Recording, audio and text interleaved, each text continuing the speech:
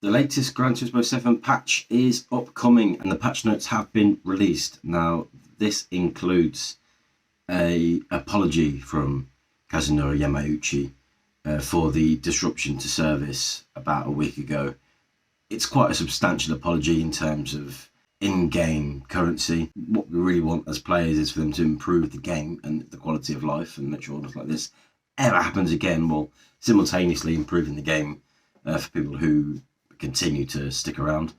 But one of the main things that they've done in this patch, by way of apology, is they're going to offer 1 million non-paid credits to anyone that was affected if they log in before the end of April 25th. If you log in before April 25th, you will get 1 million in-game credits if they deem you to have been affected. I don't know how they're working that out. I don't know if they're just going to give it to everyone that tried to log in during the period or whatever. But that seems a sensible way to do it, because if you weren't really affected, you don't really deserve the free credits because it's not for you. So that's a nice little touch on top of a plethora of other changes. Some of the big points that I want to talk about in this video include the fact that they are going to de-nerf some rewards. They nerfed a lot of the, well, almost all of the credit rewards for completing races, and there's a lot of anger about that, and they seem to have picked that up, to be fair, and they're talking about rectifying that to some extent. So it's just a couple of things that I want to go through that I picked out as being particularly interesting from the 1.09 patch notes. So there's a couple of minor issues that they've fixed in this patch. They have amended something in the spectate option when you're watching other people drive. I don't think a lot of people were massively affected by that. They've also updated the amount of cars that you'll get in the used cars, and I think legend cars as well. So there should be more options to buy cars from those two, which is a nice touch. But I looked at the used and legend cars, I think yesterday, and there's not really a lot in there. The legend cars I can understand a bit more, but a used car dealership, I like the idea of it. I mean, the stock is supposed to refresh every day, but a lot of the stock isn't really used cars. A lot of them are as expensive as new cars. I mean, there was a Lamborghini Murcielago I saw in there yesterday for 350,000 credits, which at that rate you might as well just buy a new one, especially with this extra money that they're giving us. So it'll be nice to see a few more options in that category for sure. But some of the key bullet points to this patch include, as I say, the almost de-nerfing of rewards for completing events at the latter end of the spectrum. So we're talking world circuits here. They're described as the latter half of the world circuits. So I'm not entirely sure what the latter half means. I guess the more difficult, or the ones you unlock later on.